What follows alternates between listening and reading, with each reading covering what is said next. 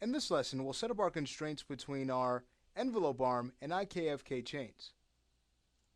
We'll first constrain to our FK chain and then the IK, and then by the next lesson we'll be able to set up the blending between the two modes. So to get started here, I'm just going to select the FK chain and increase its size so that it's going to be easier for us to set up our constraints.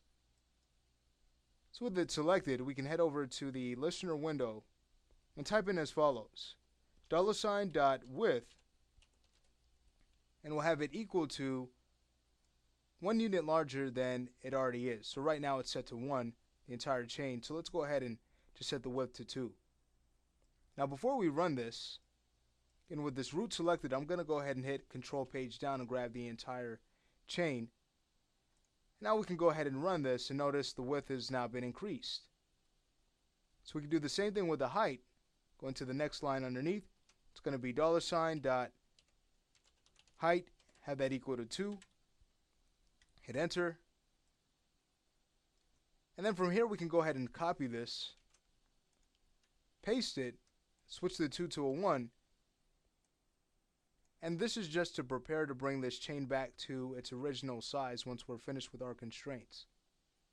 Okay, so I'll close out the script editor. We can head over back to our layer manager, go back to our envelope objects, expand that, get to the left arm, go to wireframe mode and start to set up our constraints. So we're going to want to position constrain our arm to the FK root and the orientation constraint to the same. So go ahead and do that. And then when we get to the elbow and forearm, we just need to worry about orientation constraints.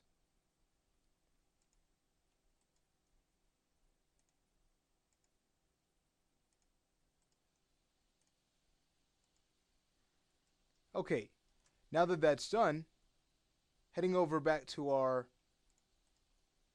layer manager, we'll now go ahead and hide our envelope objects.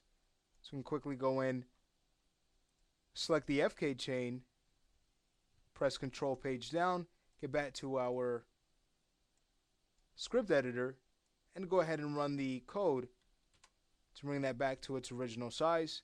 And now we can go ahead and hide that layer.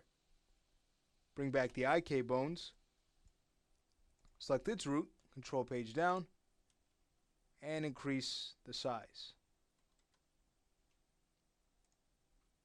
From here we can bring back the envelope objects and finish up setting up our constraints.